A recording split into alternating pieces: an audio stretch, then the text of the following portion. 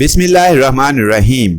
अस्सलामुअलैकुम dear friends, Urdu story centre channel पर खुशामदीद। वीडियो शुरू करने से पहले हमारे चैनल को सब्सक्राइब करें और बेल बटन को भी जरूर दबाएं ताकि आप तक नई वीडियोस की नोटिफिकेशन पहुंचते रहें। पेश खिदमत है सोना घाट का पुजारी कहानी का अगला हिस्सा।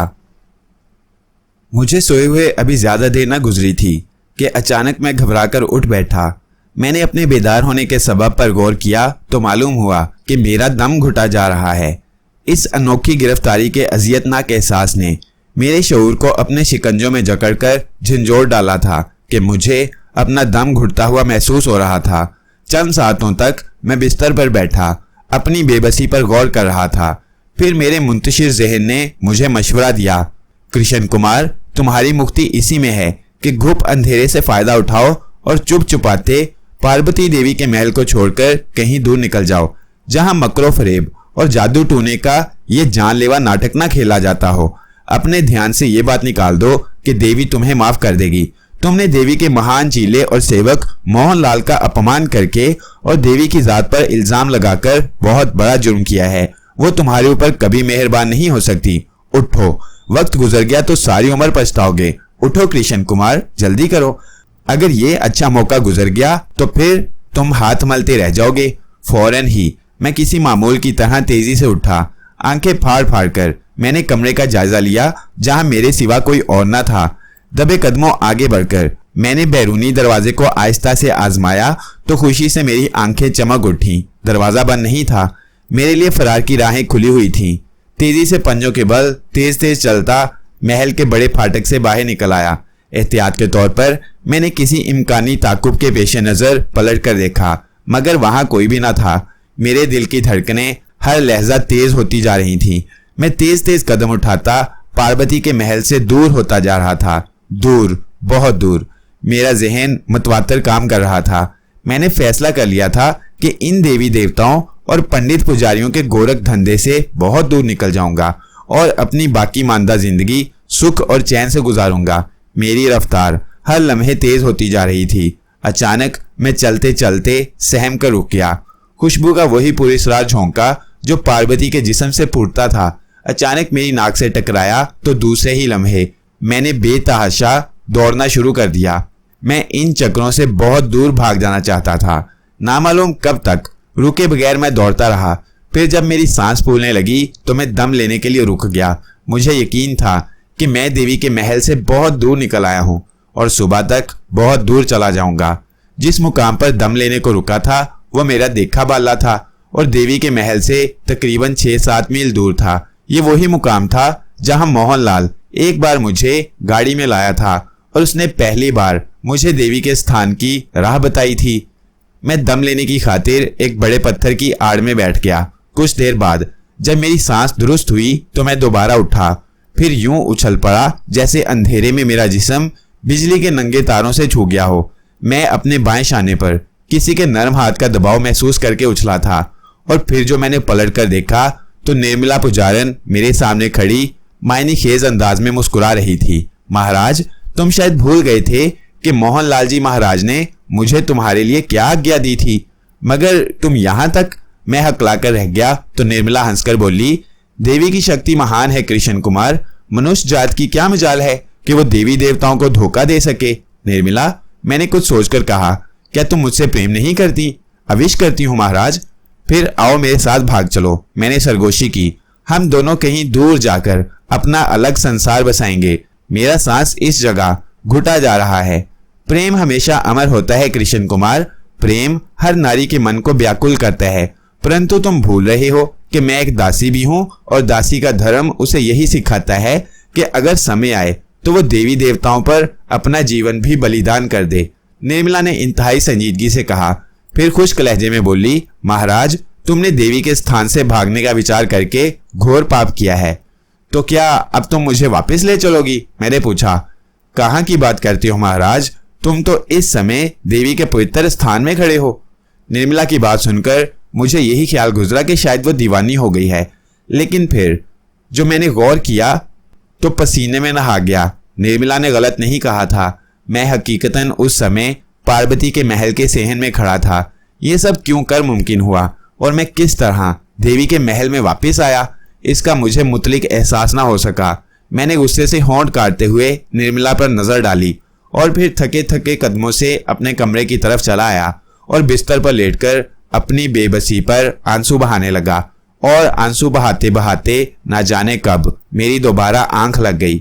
2-4 रोज तक मैंने फिर फरार होने का कोई मंसूबा नहीं बनाया, लेकिन मेरे लाशऊर में छुपी हुई आज़ादी की तमन्ना बार बार मेरे शऊर को ठोके दे रही थी।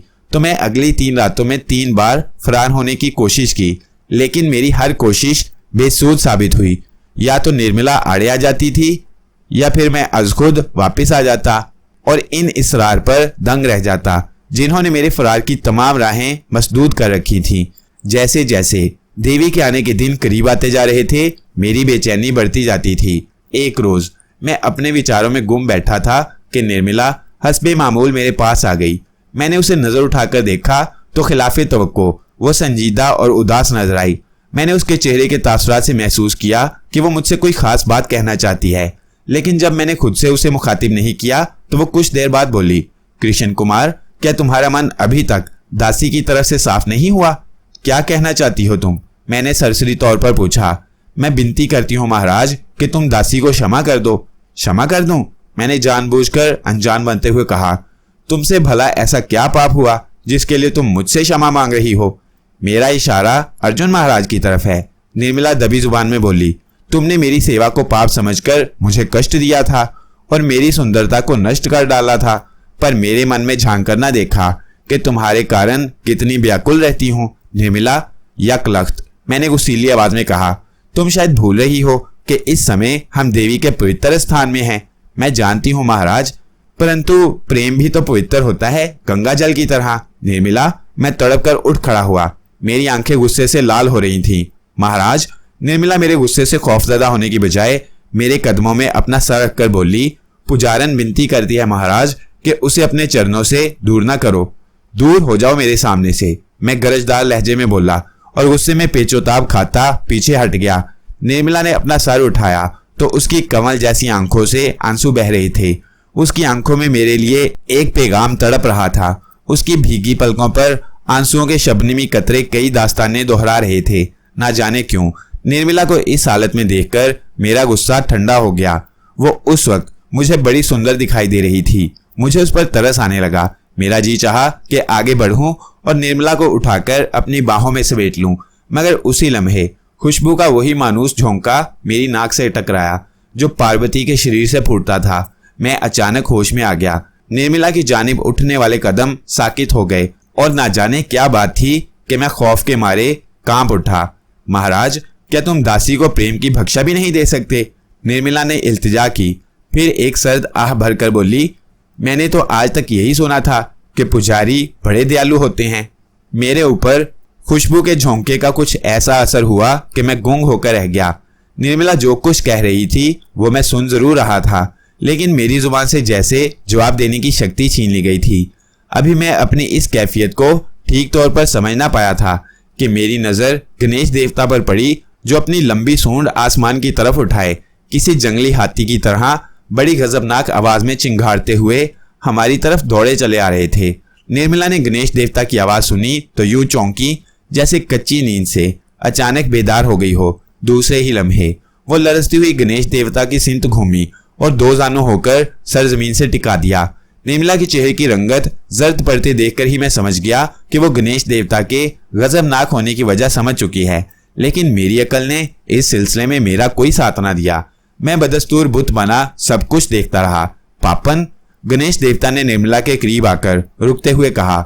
उनकी आंखों में भयानक शोले नाच रहे थे और चेहरा दहकते हुए अंगारे की मानिंद सुर्ख हो रहा था।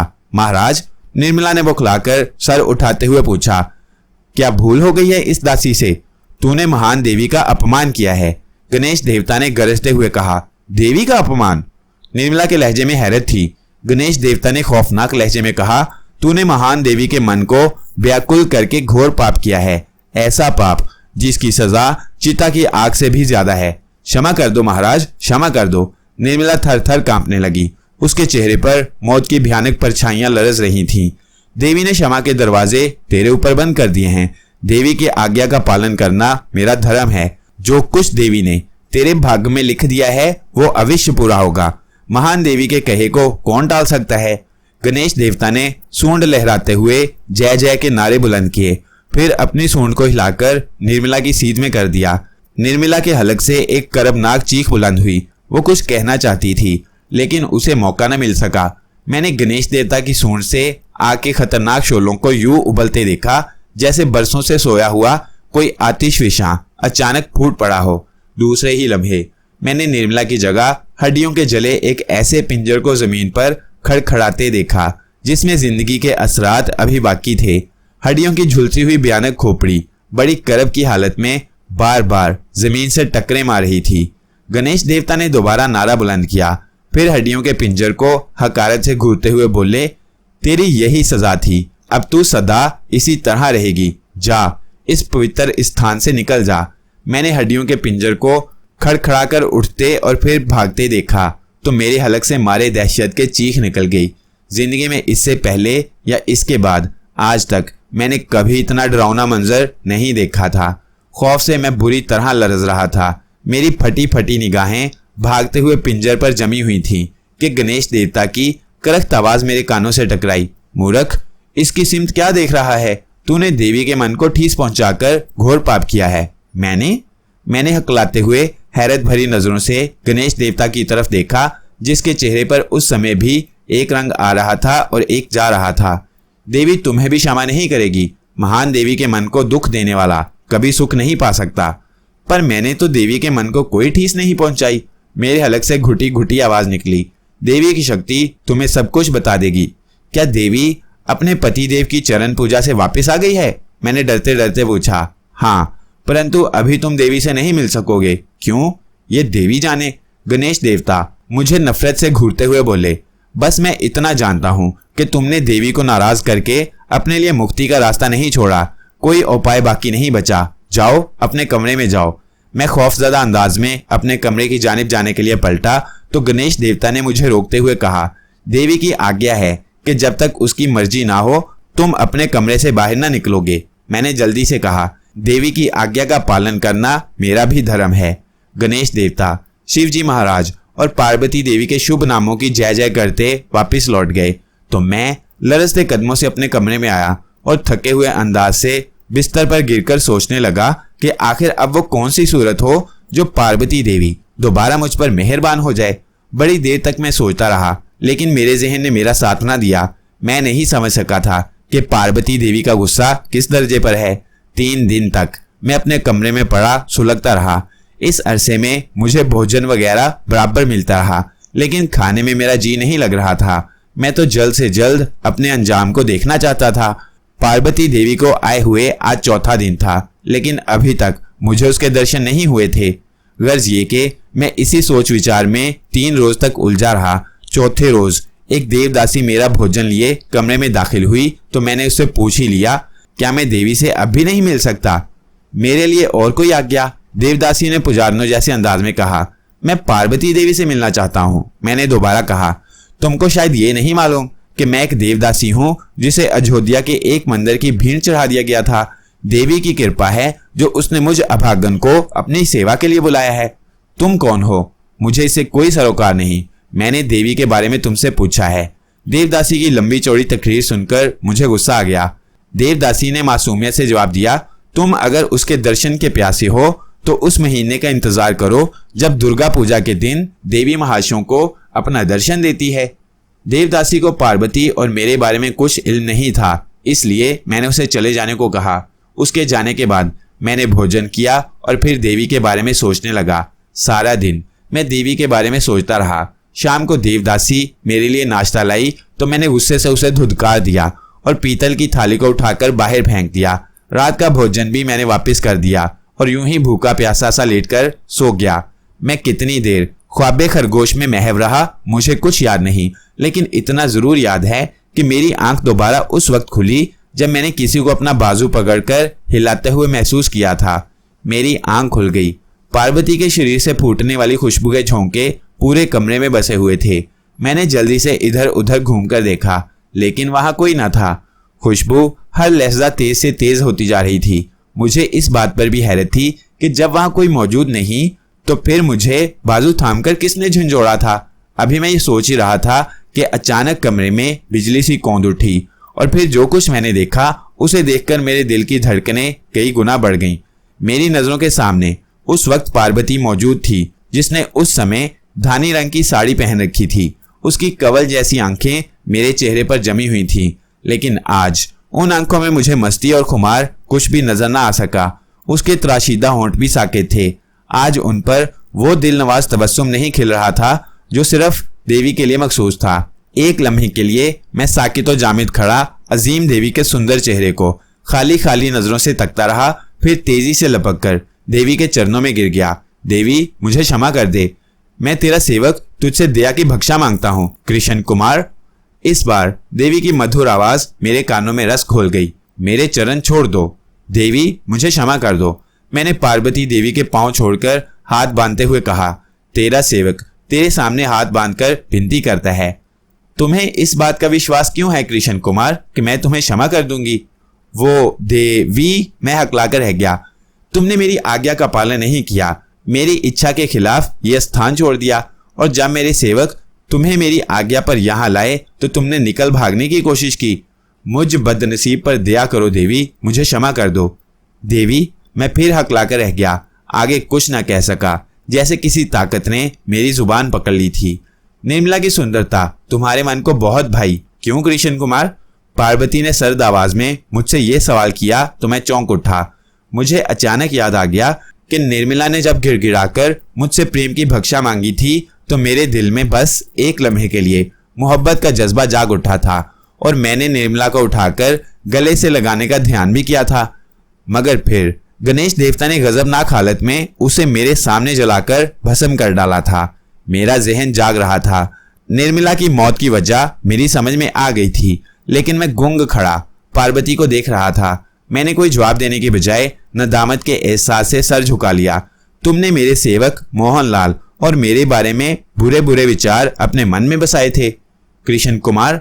देवी का लहजा अचानक गजबनाक हो गया। वो कड़क कर बोली, मैंने अपनी महान शक्ति से तुम्हारी व्याकुल आत्मा को चैन पहुंचाया और तुम ये समझ बैठे कि तुम शिव शंकर के सम्मान हो गए हो। जिसके मन में खोट हो वो महान शक्ति कभी हासिल नहीं कर सकता। तुमने देवी की आत्मा को व्याकुल करके घोर पाप किया, जिसकी सजा तुम्हें अवश्य मिलेगी। वो देवी, मुझे क्षमा कर दे, मैं तेरे आगे तुम मनुष्य ही रहे कृष्ण कुमार। पार्वती ने मेरा जुमला काटते हुए नफरत से कहा। पुजारी और सेवक बनने के लिए मन को मारना पड़ता है और मन को मारने के लिए मनुष्य को बहुत सारी कठिनाइयां उठाना पड़ती हैं। तुम अभी से व्याकुल हो रहे हो। मैंने कुछ कहना चाहा, लेकिन अल्फाज मेरे हलक में फंस कर रह गए। पार्वती बदस्तूर किसी भूखी शेरनी की तरह धाड़ रही थी। कृष्ण कुमार, तुम भूल गए कि देवी महल्ला की बेटी है और शिवजी महाराज की धर्मपत्नी भी। तुम्हें यह भी याद नहीं रहा कि देवी की कृपा से तुम्हें महान शक्ति प्राप्त हुई है। तुमने देवी को खेल समझा। तुमने देवी को सिर्फ एक रूप में देखा है, और वो भी अम्मा के रूप में। पर अब वो समय आ गया है जब तुम देवी को दूसरे रूप में भी देखोगे। पार्वती इतना कहकर चुप हो गई। फिर उसके होंठ तेज तेज हिलने लगे। वो गालिबन किसी मंत्र का जाप कर रही थी। थोड़ी देर तक वो मुंह ही मुंह में कुछ पढ़ती रही। फिर उसने अपना हाथ उठाया और फिर पांचों उंगलियां झटक दी। दूसरे ही लम्हे कमरे का फर्श यूं हिलने लगा जैसे जलजला आ गया हो, और फिर मेरी आंखें मारे हैरत के खुली की खुली रह गईं। जिस सिमत पार्वती ने हाथ उठाकर उंगलियां झटकी थीं, उधर 5 अदद मोहनलाल, जिनके हुलियों और नाक नक्शे में बाल बराबर भी फर्क नहीं था, एक कितार में हाथ बांधे खड़े थे। तुमने देवी की पवित्र जात को मोहनलाल जैसे पुजारी से नत्थी करने की सोची थी। पार्वती ने गुस्सीली आवाज में कहा।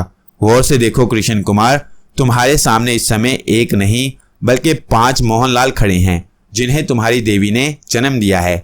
मैं आंखें फाड़े कभी पार्वती और कभी उन 5 मोहनलालों को देख रहा था, जो बदस्तूर पालतू गुलाम की तरह पार्वती के सामने हाथ बांधकर खड़े थे। अचानक पार्वती देवी ने गुस्से से हाथ बुलंद किया तो उसी लम्हे 5 मोहनलाल दंडोत करने के अंदाज में झुके और फिर फौरन गायब हो गए। अब वहां मैं और पार्वती बाकी रह गए थे। मेरा जहन खौफ के बायस माऊफ होता जा रहा था कि पार्वती की गरजदार आवाज मेरी कुव्वते समाज से टकराई। कृष्ण कुमार, तुम्हारी देवी के कई रूप हैं। तुमने कभी अपनी देवी को भैरवी के रूप में भी देखा है? मैंने नजर उठाकर पार्वती को देखा तो मेरे हलक से चीख निकल गई। कुछ देर पहले जहां पार्वती सरापा हुस्न बनी खड़ी थी, अब वहां एक भयानक और मकरूह सूरत की औरत मौजूद थी, जिसके चेहरे की रंगत उल्टे तवे से भी ज्यादा स्याह थी। उलझे उलझे स्याह सपीदा और लंबे लंबे बाल, उसकी बेहंगम कमर और शानों पर इधर उधर बिखरे हुए थे।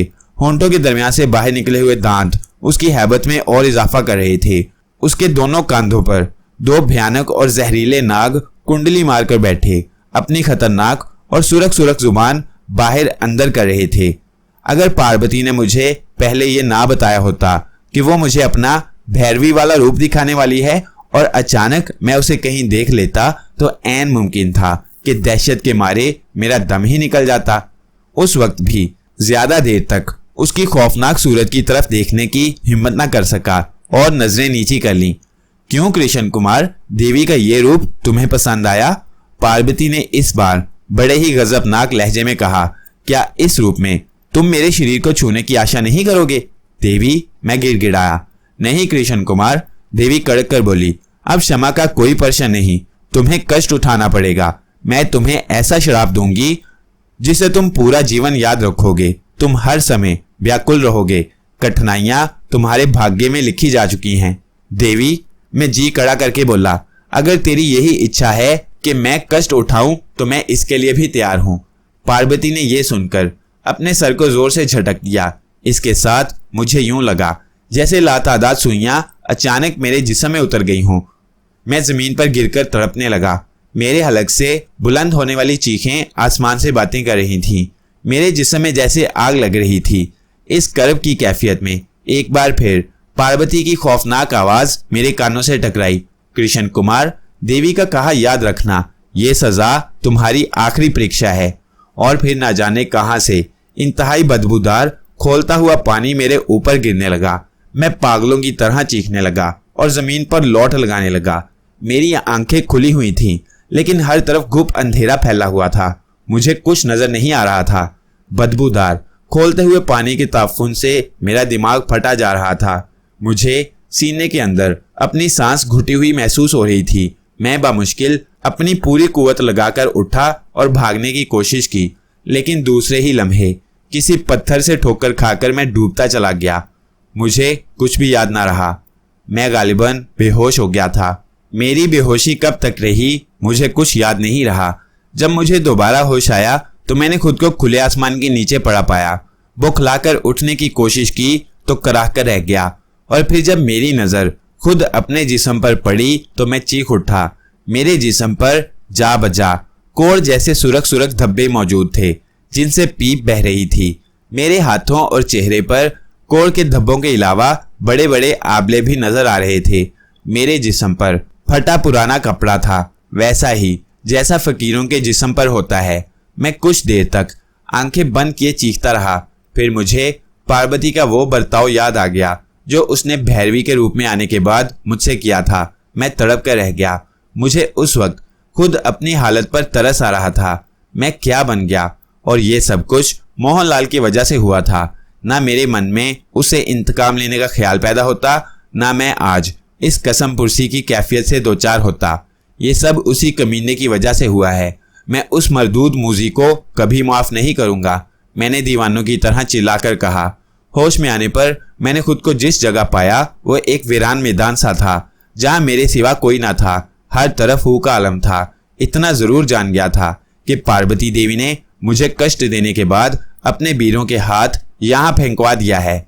बड़ी देर तक मैं अपनी हालत पर फूट फूट कर रोता रहा। फिर मेरे दिल ने मुझे समझाया, कृष्ण कुमार, तुमने देवी को नाराज करके ये परेशानियां मोल ली हैं। अब तुम्हारी मुक्ति इसी में है कि मर्द बनकर हालात का मुकाबला करो और देवी की नाराजगी दूर करने का उपाय सोचो। दिल में इस ख्याल के आते ही मैंने आंखें खोल दी। कुर्बजवार में नजर डाली, जहां हर तरफ वीरानी बरस रही थी। मेरा जोड़ जोड़ दर्द के मारे फटा जा रहा था। मेरे जख्मों में शदीद टीसें उठ रही थीं, लेकिन मैं हिम्मत करके कराहता हुआ और बगैर सोचे समझे एक सिमत कदम बढ़ाने लगा। मुझे अपने पैरों पर अपना बोझ संभालना दुश्वार हो रहा था। प्यास के मारे मेरे सूखे हुए हलक में कांटे से पड़ रहे थे, लेकिन उस वक्त भूख प्यास से ज्यादा मुझे कोड़ से फूटने वाला निशान परेशान कर रहा था। मुझे तमाम जिंदगी कोड़ी की हैसियत से गुजारनी पड़ेगी। मैं इन्हीं परेशान कुन ख्यालात के हजूम में घिरा आहिस्ता आहिस्ता कदम उठाता आगे बढ़ रहा था कि उस वीराने में किसी के कहके की आवाज सुनकर रुक गया।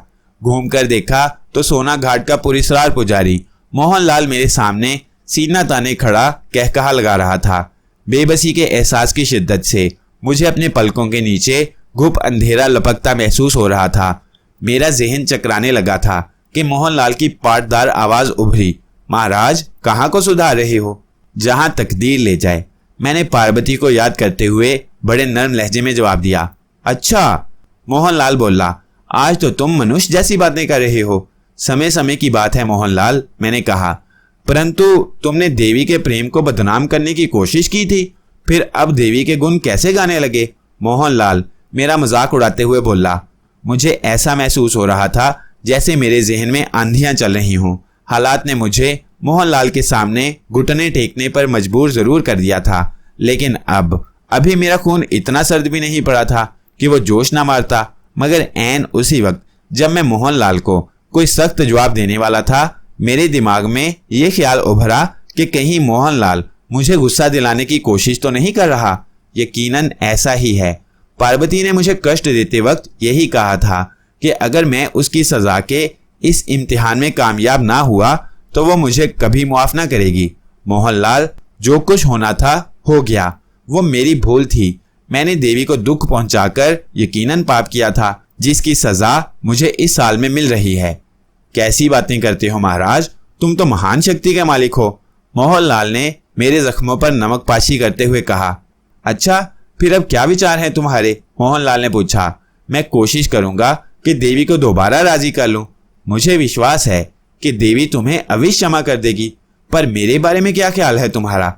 मोहनलाल ने मेरे अल्फाज चबाते हुए कहा। फिर मुझे हकारत भरी नजरों से घूरता हुआ बोला, क्या खोई हुई शक्ति वापस प्राप्त करके तुम फिर मुझे नीचा दिखाने की कोशिश करोगे? इसका जवाब तो आने वाला समय ही दे सकता है। मैं दबी जुबान में बोला। धन्य हो देवी की जिसने तुम्हें मनुष्य बना दिया। मोहनलाल ने इस बार मुस्कुराकर कदरे नरमी से कहा। इस समय तुम कहाँ जा रहे थे? ये तो मैं खुद भी नहीं जानता। मेरी आंखों से थमे हुए आंसू छलक पड़े। तुम नीर क्यों बहाते हो कृष्ण कुमार? मोहनलाल बोला। जबकि इस समय तुम्हारा गुरु तुम्हारे पास है तो फिर किसी बात की चिंता करने की क्या जरूरत है? मांगो, क्या मांगते हो? मैंने कोई जवाब ना दिया। अपने होंठ सख्ती से भींच लिए। मोहनलाल कुछ देर चुपचाप खड़ा मुझे घूरता रहा, फिर मेरे कुछ और करीब आकर बोला, कृष्ण कुमार, तुमने मुझे समझने में गलती की। याद है तुम्हें जब मैंने कहा था कि एक दिन तुम मेरे चरण छूकर मुझसे दया की भक्षा मांगोगे, परंतु मैं तुम्हें क्षमा नहीं करूंगा? हाँ, मुझे याद है। मैंने खून का घूंट पीकर जवाब दिया। मेरे जख्मों में होने वाली टीसें हर लम्हे बढ़ती जा रही थी। आज वो समय आ गया है, परंतु तुम चिंता ना करो। कमजोरों पर वार करना पुजारियों को शोभा नहीं देता। मोहनलाल मेरे चेहरे पर नजर जमाते हुए बोला, तुम अगर एक अच्छे सेवक की तरह मेरे चरण छूकर दया की भक्षा मांगो तो मैं तुम्हारा गुरु होने के कारण तुम्हारी सहायता अवश्य करूंगा। मोहनलाल, मैं तिलमिलाकर बोला, क्या ऐसा नहीं हो सकता कि तुम मेरी सहायता करने की बजाय मेरा जीवन खत्म कर दो? मैं तुम्हारी ये आशा अवश्य पूरी कर देता कृष्ण कुमार, परंतु देवी की आज्ञा है कि जब तक तुम अपनी सजा पूरी तरह भुगत नहीं लेते, मैं तुम्हारी ये आशा पूरी नहीं कर सकता, और देवी की आज्ञा का पालन करना मेरा धर्म है। मोहनलाल, समय ने मुझे मजबूर कर दिया है कि मैं तुम्हारे चरण छूकर तुमसे सहायता की भीख मांगूं। तुम्हारे मन में अब भी खोट है कृष्ण कुमार। मोहनलाल मुझे घूरकर बोला, पर देवी की आज्ञा के अनुसार मैं तुम्हारी सहायता करने को तैयार हूँ। बोलो, क्या चाहती हो तुम? मैं इस वक्त कहाँ हूँ? मैंने डूबती हुई आवाज में पूछा। तुम इस समय तिब्बत की पहाड़ियों की एक वीरान घाटी में हो, मोहनलाल ने सर्द आवाज में कहा। यहाँ से तुम्हारा किसी आबादी में जिंदा पहुंचना बहुत कठिन है। क्या तुम मुझे यहाँ से कहीं और नहीं ले जा सकते? मैंने गिड़गिड़ाते हुए मोहनलाल से पूछा। तिब्बत की पहाड़ियों का नाम सुनकर एक लम्हे के लिए भयानक मौत का तस्वुर मुझे तड़पा गया था। अगर मोहनलाल अपने खास चीले की सहायता ना करेगा तो और कौन करेगा? मोहनलाल गर्दन अकड़ाकर बोला, कहो, कहाँ जाने की आशा है तुम्हारे मन में? क्या तुम मुझे अयोध्या पहुंचा सकते हो? मैंने कहा, मैं रामचंद्र जी की उस जन्म भूमि में जाकर कुछ दिन बिताना चाहता हूँ। चलो आओ मेरे साथ। मोहनलाल मेरा बाजू थामकर खड़ा हो गया और आगे बढ़ने लगा। जख्मों और आबलों में होने वाली तकलीफ की शिद्दत मुझे बेचैन कर रही थी, लेकिन मैं उसे बर्दाश्त करता हुआ आगे बढ़ता रहा। फिर अचानक मैंने देखा कि अयोध्या के उन्हीं खंडरात में खड़ा हूँ जहाँ मैंने 40 दिनों तक तने तनहा बैठकर पार्वती देवी और गणेश देवता के लिए जाप किया था। मोहनलाल मेरे सामने खड़ा मुस्कुरा रहा था। मोहनलाल, मैंने भर्राई हुई आवाज में कहा, मैं तुम्हारा ये एहसान सारा जीवन याद रखूंगा। चलते चलते मैं तुम्हारे ऊपर एक और एहसान कर दूं कृष्ण कुमार। अगर तुम मुक्ति चाहते हो तो गणेश देवता की पूजा शुरू कर दो।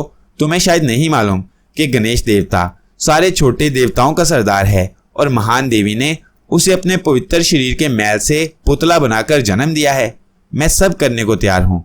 ओह हाँ, एक बात अवश्य याद रखना कृष्ण कुमार, नारी के सुंदर जाल से हमेशा दूर रहना।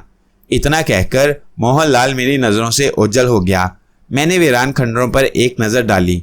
दूर उस बड़े मंदिर का कलिस दिखाई दे रहा था जहां मेरी मुलाकात अर्जुन से हुई थी।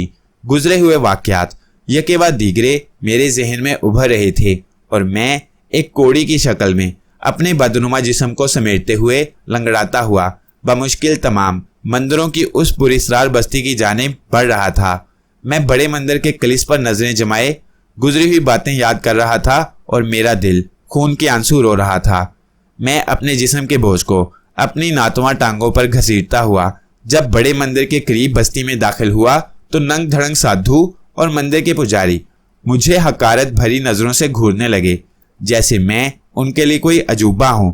मंदिर की ऊंची सीढ़ियों पर खड़ी देवदासियां भी मुझे नफरत से देख रही थीं। मैं एक लम्हे के लिए रुक गया। मुझे वो जमाना याद आ गया जब मैंने इस बस्ती में बड़े मंदिर के एक महान पुजारी और मोहनलाल के चीले अर्जुन को अपनी शक्ति के जोर से मौत के घाट उतार दिया था और निर्मला पुजारन को कष्ट देकर उसकी सुंदरता को बिगाड़ दिया था। सब कुछ बिगड़ चुका था। मैं कहां से कहां आ गया था। मैंने आगे बढ़ने का इरादा किया था कि 10-12 हट्टे कट्टे नंग धड़ंग साधु जिन्होंने अपने जिस्म पर भभूत मल रखा था लपक कर मेरे करीब आ गए और हकारत से बोले, कौन हो तुम और मंदिर की ओर क्या लेने जा रहे हो? भाइयों, मैंने बुझी हुई आवाज में मुखातिब करने वालों को देखते हुए कहा, मेरा नाम कृष्ण कुमार है और बड़े मंदिर के गणेश देवता की पूजा करने के कारण यहाँ आया हूँ। तुम कृष्ण कुमार हो?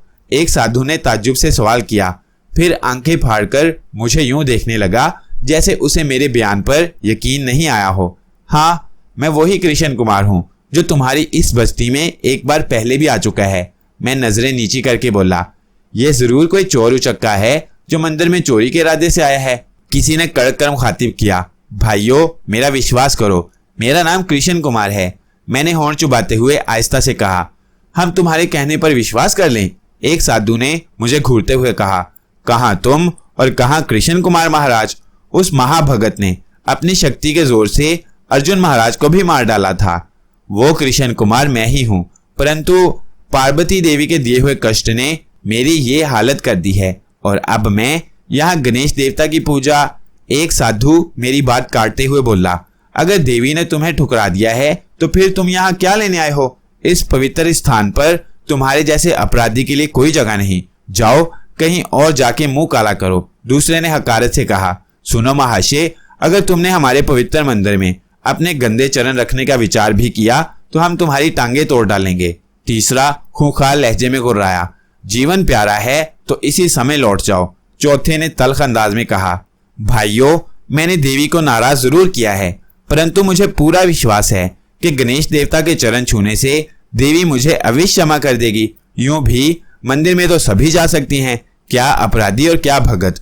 मैंने दबी जुबान में जवाब दिया तो यकलख्त सारे साधु मुझ पर टूट पड़े। मैं दर्द की शिद्दत से चिल्लाता रहा, हलक फाड़ फाड़ कर उन हट्टे कट्टे साधुओं से रहम की भीख मांगता रहा, लेकिन उन सख्त दिल लोगों ने मेरी एक ना सुनी। वो मुझे बेदर्दी से मारते रहे। मैं जमीन पर पड़ा उस समय तक हाथ पांव मारता रहा जब तक मेरे होश कायम रहे। फिर कुछ याद ना रहा। तशद्दुद की इंतहा ने मेरे होशो हवास गुम कर दिए तो मैं बेहोश हो गया।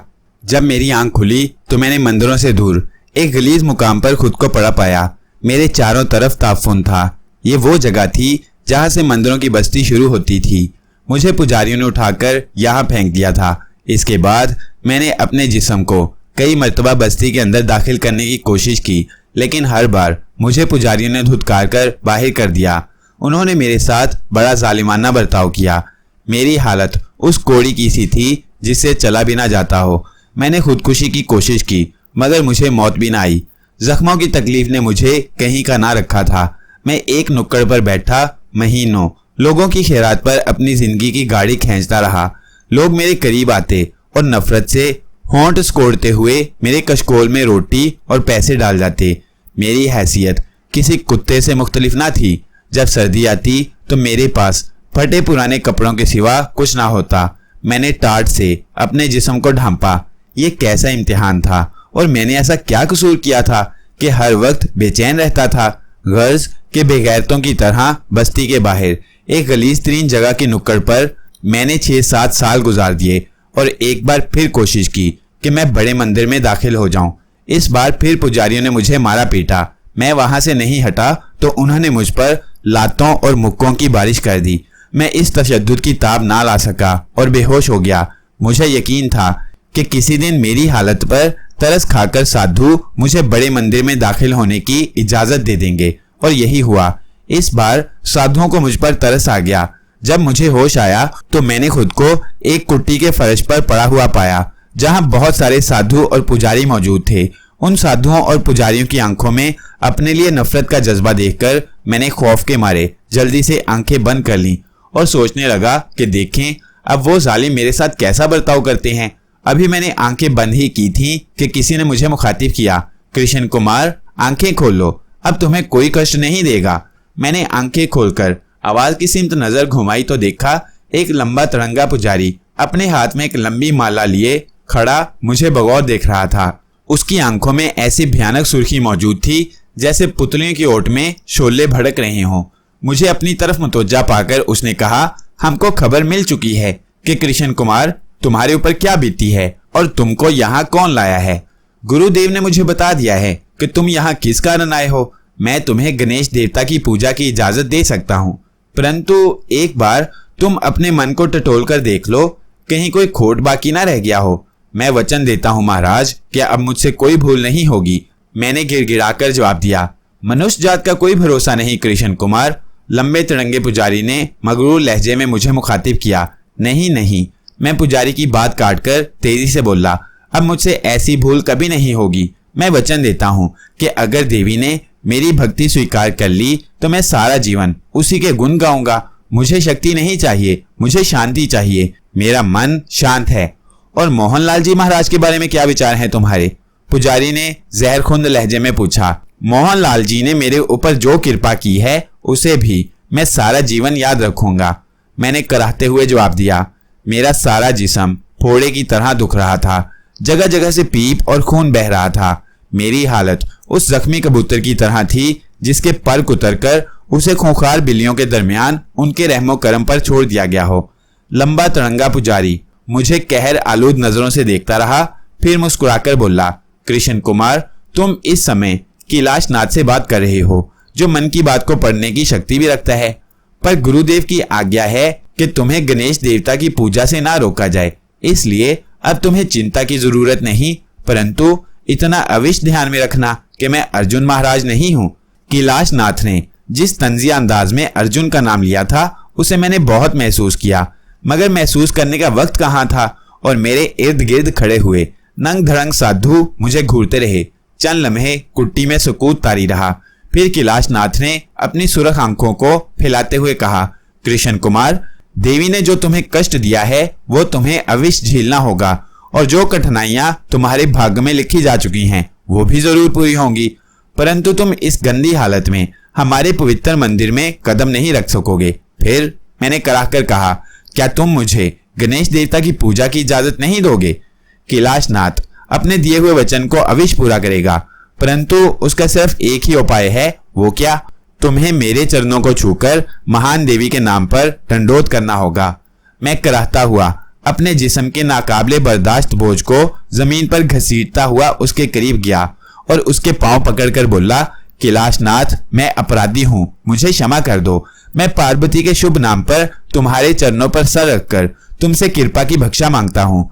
तुमने महान और पवित्र देवी के नाम पर भक्षा मांगी है कृष्ण कुमार, इसलिए देवी के एक सेवक के नाते से तुम्हारी ये इच्छा जरूर पूरी करूंगा। उठो, अपने कदमों पर खड़े हो जाओ। कैलाशनाथ का ये जुमला सुनकर मुझे अपनी बेबसी पर रोना आ गया। अभी मैं ये सोच ही रहा था कि मेरे शरीर में भला इतनी शक्ति कहाँ कि मैं अपने पैरों पर अपना बोझ उठाकर खड़ा हो सकूं, कि अचानक संदली खुशबू का एक झोंका आया और मेरे जहन को मुअत्तर करके गुजर गया। दूसरे ही लम्हे मुझे यूं महसूस हुआ जैसे मेरे बदन में नई ताकत आ गई हो। मैंने नजरें उठाकर कैलाशनाथ को देखा, जो आंखें बंद किए खड़ा माला को तेज तेज जप रहा था और उसके होंठ हिल रहे थे। गालिबन वो मेरे ही लिए कोई जाप कर रहा था। मैं एक लम्हे के लिए कैलाशनाथ को देखता रहा, फिर अचानक मेरी नजर खुद अपने जिस्म पर पड़ी तो खुशी के मारे मेरी आंखें भर आईं। मेरे जिस्म पर अब ना वो आबले नजर आ रहे थे और ना ही पीप बह रही थी, जिसके ताफून ने कुछ देर पहले तक मेरे दिमाग को सड़ा रखा था। मेरा सारा जिस्म बेदाग था। मेरे बदन में आम इंसानों जैसी ताकत मौजूद थी और ये सब कुछ यकीनन कैलाशनाथ की बदौलत हुआ था, जो अब तक आंखें बंद किए गालिबन पार्वती से लो लगाए हुए था। मैं तस्वुर भी नहीं कर सकता था कि दोबारा मैं इस सेहत को हासिल कर सकूंगा जिस पर किसी जमाने में फख्र करता था, मगर यह हकीकत थी। मैं अपनी पुरानी हालत में आ गया था। मैं एक मस्त अंगड़ाई लेकर उठा और कैलाशनाथ के हुक्म के मुताबिक जल्दी से उठकर अपने पैरों पर खड़ा हो गया।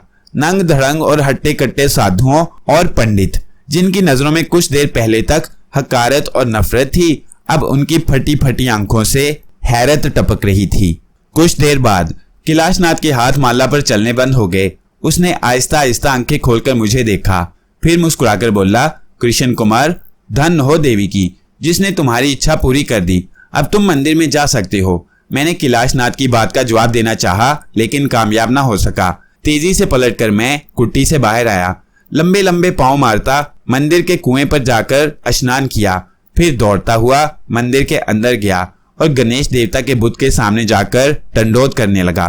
पार्वती के जिस्म से फूटने वाली खुशबू के झोंके ने मुझे इस बात की उम्मीद दिला दी थी कि वो अब भी मुझ पर कृपा करेगी और मैं एक बार फिर अपनी खोई हुई शक्ति हासिल कर लूंगा। इस खुशी के एहसास के तहत न जाने कितनी देर तक मैं गणेश देवता के बुत के सामने सर झुकाए रहा और न जाने क्या क्या जाप करता रहा। और फिर जब मैं उठा तो मैंने देखा कि एक खूबसूरत और नाजुक देवदासी अपने होंठों पर मुस्कुराहट लिए मेरे इस्तकबाल को खड़ी है। मान मुझे पार्वती देवी का ध्यान आ गया, जिसने कष्ट देते समय मुझे बावर करा दिया था कि मैं औरत जात से दूर रहूं। इस ख्याल के आते ही मैंने कतरा कर निकल जाना चाहा, लेकिन वो देवदासी तेजी से मेरे रास्ते में हायल हो गई और मुस्कुराकर बोली, घबराओ नहीं महाराज, मैं मंदिर के महान पुजारी कैलाशनाथ जी की आज्ञा के अनुसार तुम्हारी सेवा में आई हूँ। पुजारी महाराज ने कहा है कि आज से मुझे तुम्हारी सेवा करनी होगी और तुम्हारे सुख चैन का ख्याल रखना होगा। क्या नाम है तुम्हारा? मैंने देवदासी से दुरुस्त लहजे में सवाल किया। दासी को लाजवंती कहते हैं महाराज। मैं बदस्तूर उखड़े हुए लहजे में बोला, सुनो लाजवंती, मुझे तुम्हारी सेवा की जरूरत नहीं है। हाँ, अगर हो सके तो महान पुजारी से कहकर मेरे यहाँ रहने का बंदोबस्त करो, ताकि मैं देवी देवताओं के ज्ञान ध्यान में मगन रहूं। पुजारी महाराज ने तुम्हारे लिए एक कुट्टी खाली करा दी है महाराज। लाजवंती ने मेरी आंखों में झांकते हुए कहा, आओ मेरे साथ। मैंने इस बार देवदासी की बात का जवाब नहीं दिया और खामोशी से उसके साथ हो लिया। उसने जो कुट्टी मुझे दिखाई वो ज्यादा बड़ी ना थी, लेकिन दूसरी कुट्टियों से अलग थलग जरूर थी। कुट्टी के अंदर फर्श पर एक तरपाल बिछी हुई थी। मैंने एक सरसरी नजर कुट्टी पर डाली और खामोशी से आगे बढ़कर तरपाल पर बैठ गया। महाराज, महान पुजारी ने कहा है कि अगर तुमको किसी चीज की जरूरत हो तो। नहीं, मुझे किसी चीज की जरूरत नहीं, मैंने बेनियाजी से जवाब दिया। देवदासी के लिए अब महाराज की क्या आज्ञा है? लाजवंती ने मुझे मखमूर निगाहों से देखते हुए एक अदाए दिल नवाज के साथ दरियाफ्त किया तो मैंने मुंह फेर कर कहा, तुम मेरी चिंता मत करो, मैं अपना काम खुद करने का आदी हूँ। लाजवंती जब मेरा जवाब सुनकर मुस्कुराती हुई बाहर चली गई तो मैं आराम करने के ख्याल से तरपाल पर लेट गया। बड़ी देर तक मैं अपने माजी और हाल के बारे में सोचता रहा, फिर नींद की आगोश में गुम होकर रह गया। दोबारा मेरी आंख खुली तो मैंने देखा कि लाजवंती मेरा भोजन लिए बैठी है। मैंने उससे मुखातिब हुए बगैर उठकर भोजन किया और मंदिर की तरफ चल दिया। पार्वती देवी ने मुझे जो सजाएं दी थीं वह मेरे लिए बहुत कठिन साबित हुई थीं, लेकिन महान शक्ति हासिल करने की धुन ने मुझे तकलीफें सहने का आदी बना दिया था। मेरा दिल गवाही दे रहा था कि एक ना एक दिन मैं जरूर अपनी खोई हुई शक्ति दोबारा हासिल कर लूंगा। चुनाचे मैं उठते बैठते, सोते जागते ज्ञान ध्यान में लगा रहता और इसी ज्ञान ध्यान में 2 माह यूं गुजर गए जैसे अभी कल की बात हो। इस अरसे में लाजवंती मेरी बराबर खिदमत करती रही। मुझे बखूबी मालूम था कि वो देवदासी है और हिंदू रिवाज के मुताबिक देवदासी उस औरत को कहा जाता है जिसे मंदिरों की भेंट चढ़ा दिया जाए। देवदासियों का काम वहां नाचना गाना और खुसूसन भजन गाना होता है। किसी देवदासी को ब्याह रचाने की इजाजत नहीं होती, उसका काम खिदमत करना होता है। लाजवंती को क्यों कर मंदिर की भेंट चढ़ाया गया था, मुझे उससे कोई सरोकार नहीं था। ना ही मुझे इस बात की फिक्र थी कि वो क्यों हर वक्त साय की तरह मेरे साथ लगी रहती है। बिलाशुबा उसका शुमार दुनिया की हसीन तरीन लड़कियों में किया जा सकता था। वो निर्मला की तरह हसीन थी।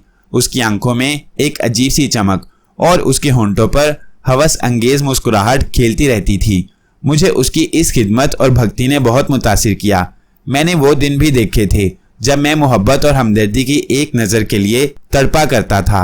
लाजवंती तो हर वक्त मेरे इशारे की मुंतजिर रहा करती थी, लेकिन मैं माजी से बहुत कुछ सीख चुका था। अब मेरे लिए यही मुनासिब था कि लाजवंती की जानिब किसी किस्म का जज्बाती ख्याल लाए बगैर ज्ञान ध्यान में लगा रहूं। मैंने उससे हमेशा सख्त लहजे में गुफ्तगू की और गणेश देवता की पूजा में मसरूफ रहा। एक रोज एक ऐसा वाकया पेश आया जिसने मेरे दिल में लाजवंती के लिए हमदर्दी का जज्बा पैदा कर दिया। उस रात पूर्णमासी का चांद नीले आकाश पर चमक रहा था। मंदिर के अंदर भजन गाया जा रहा था। तमाम पंडित पुजारी और साधु अपने अपने हाल में मस्त थे। मैं अपनी कुट्टी में मर्ग छाले पर, जिसे मैंने कैलाश नाथ से हासिल किया था, बैठा मोहनलाल के बताए हुए एक मंत्र का जाप कर रहा था कि मैं लाजवंती की चीख सुनकर चौंक उठा।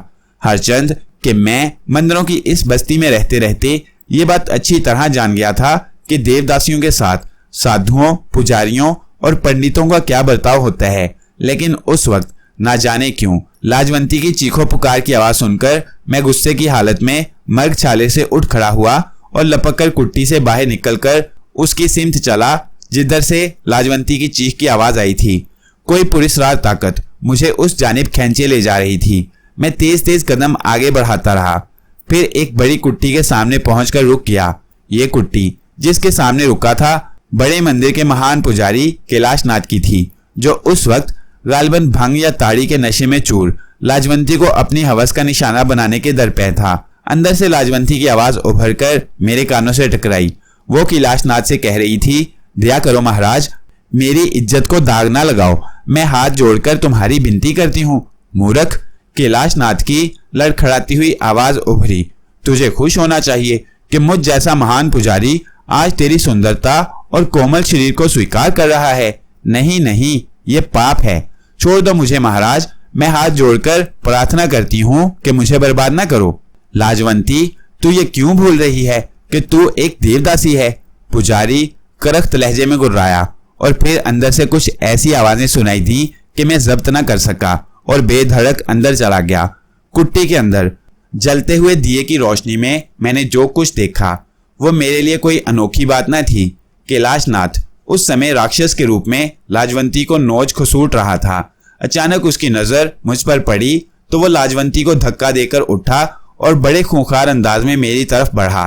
कृष्ण कुमार, तुम इस समय कुट्टी में क्यों आए हो? मैं लाजवंती की चीखों पुकार सुनकर इधर आ गया था। मैंने अपना गुस्सा जब्त करते हुए जवाब दिया तो पुजारी गुस्से से सुरख हो गया और गरज कर बोला, कृष्ण कुमार, अगर तुम्हें अपना जीवन प्यारा है तो तुम तुरंत मेरी कुट्टी से बाहर चले जाओ, नहीं तो मैं तुम्हें ऐसा शराप दूंगा कि जीवन भर याद रखोगे।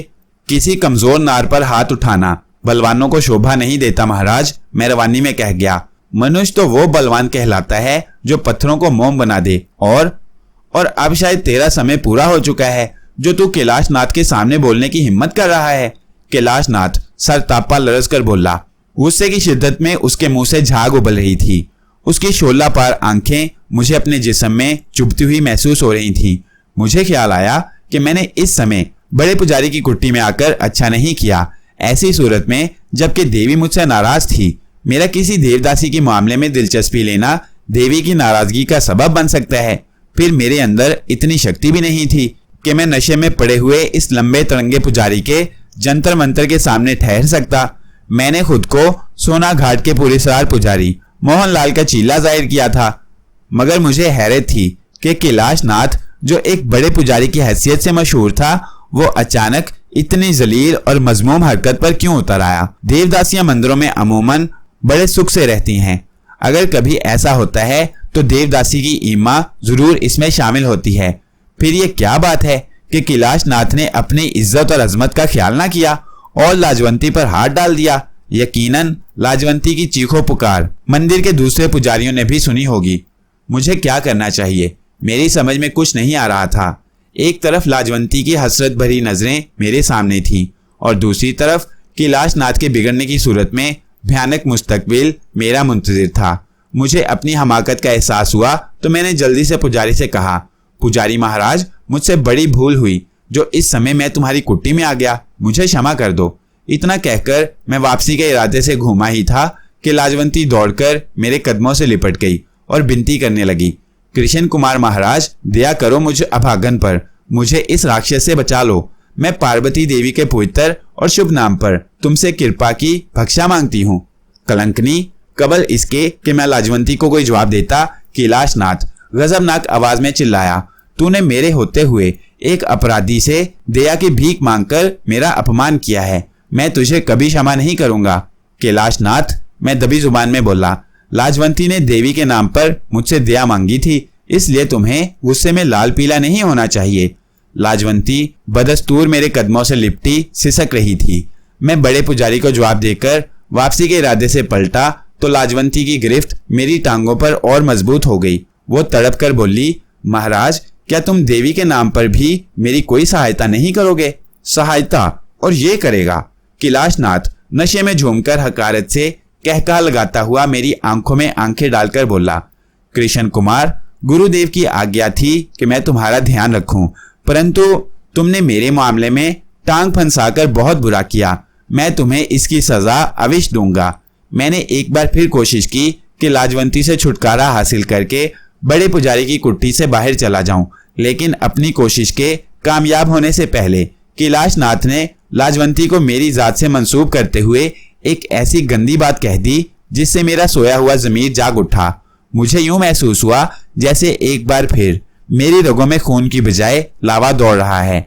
मैंने कहर भरी नजरों से बड़े पुजारी को घूरते हुए कहा, कैलाशनाथ, समय की बात है जो तुम मेरे ऊपर आंखें निकाल रहे हो। इतना याद रखो कि हालात सदा एक से नहीं रहते।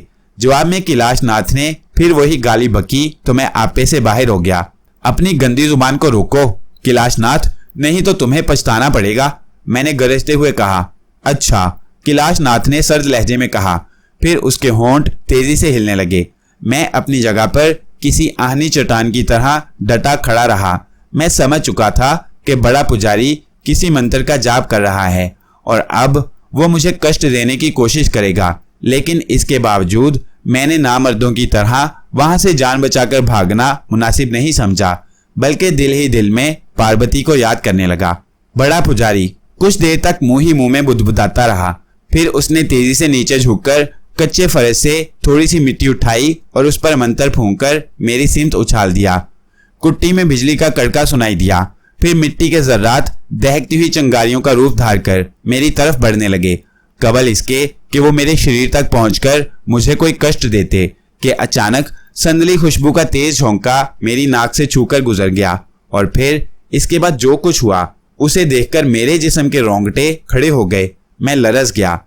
दहकती हुई चिंगारियों ने संदली खुशबू के आते ही अपना रुख तेजी से कैलाशनाथ की तरफ फेर लिया था। कैलाशनाथ जो शक्ति और गालिबन ताड़ी के नशे में सरशार था, संभलने भी ना पाया था कि चिंगारियों की लपेट में आ गया और जमीन पर गिरकर बड़ी अजियतनाक हालत में लौट लगाने लगा। चिंगारियां उसके सारे जिस्म को झुलसाकर गायब हो चुकी थीं वो कुट्टी के फर्श पर यूं तड़प तड़प कर हाथ पांव मार रहा था जैसे शदीद करब की हालत से दो चार हो। ये सब कुछ इतनी जल्दी और अचानक हुआ था कि मैं शशदर रह गया, मगर जल्द ही मुझे अंदाजा हो गया कि इस वक्त कुव्वत की अजीम देवी पार्वती ने मेरी मदद की थी। अगर ना की होती तो कुट्टी में इस समय कैलाशनाथ की जगह मैं जमीन पर पड़ा तड़प रहा होता। इस ख्याल से कि पार्वती ने एक बार फिर मेरे ऊपर कृपा की है, मैं खुशी से सरशार होकर वहीं जमीन पर बैठ गया और पार्वती के शुभ नाम पर ढंढोत करने लगा। आंखें बंद किए, सर को जमीन से लगाए, मैं ना जाने कितनी देर तक महान देवी के नाम की माला जपता रहा। मेरे दिलो दिमाग पर उस वक्त एक अजीब विजदानी कैफियत आ रही थी। ना जाने क्यों मुझे ऐसा महसूस हो रहा था जैसे जमीन बड़ी तेजी के साथ मेरे नीचे से निकली जा रही है। लेकिन मुझे इन बातों से ज्यादा पार्वती देवी का ध्यान था, जिसने ऐन वक्त पर मुझे कैलाशनाथ के चुंगल से निजात दिलाई थी। ये कहानी अभी जारी है। वीडियो पसंद आई तो लाइक करें, चैनल को सब्सक्राइब करें और वीडियो को ज्यादा से ज्यादा शेयर करें। मिलते हैं अगली वीडियो में। अल्लाह हाफिज।